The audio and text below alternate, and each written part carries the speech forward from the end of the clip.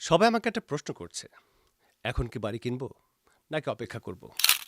বিক্রি করার জন্য এটা কি ভালো সময়? নিউজ রেট আর মার্কেট কারেকশন নিয়ে এত কথা হয় যে সবাই confused. Hello, welcome to real talk with Mac Azad. সবাই আমাকে একটা প্রশ্ন করছে, এখন কি বাড়ি কিনবো নাকি অপেক্ষা করব? বিক্রি করার জন্য এটা কি ভালো সময়? নিউজ রেট আর মার্কেট কারেকশন নিয়ে এত কথা হয় যে সবাই কনফিউজড।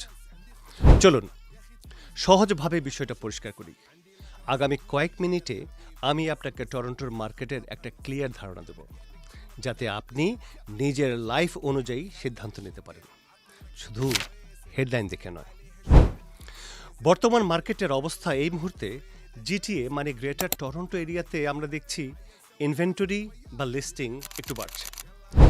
ক্রেতাদের জন্য সুযোগ সুবিধা বাড়ছে। ইন্টারেস্ট রেট স্থিতিশীল হলেও এখনও প্রভাব ফেলছে। বিক্রেতাদের জন্য আগের মতো যে কোনো অফার পেলেই সোল্ড সময়টা এখন আর নেই। গড় সময় মানে ডেইজ অন দ্য মার্কেট প্রায় 20 থেকে 25 দিন। এখানকার মার্কেট ভাগ্য নয়, স্ট্র্যাটেজি খুব গুরুত্বপূর্ণ।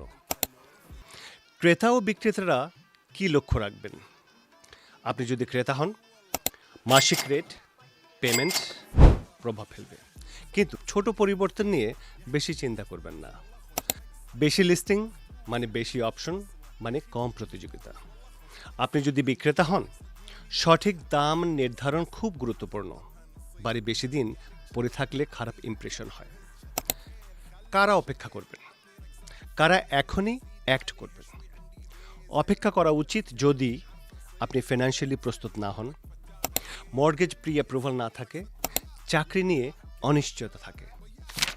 এখনই পদক্ষেপ নিন যদি আপনার লাইফস্টাইল অনুযায়ী ভালো প্রপার্টি পেয়ে থাকেন, আপনার বাড়ি সঠিক দাম এবং ভালোভাবে প্রেজেন্ট করা আছে। আপনার সিদ্ধান্ত পুরোপুরি নির্ভর করবে আপনার ফাইন্যান্স, পরিবারের প্রয়োজন এবং ঝুঁকি নেবার ক্ষমতার উপর। আপনি যদি জানতে চান আপনার বর্তমান অবস্থান কি, নিচের লিঙ্কে ক্লিক করুন, একটি ফ্রি কনসালটেশন বুক করুন। ধন্যবাদ। Mac Azad.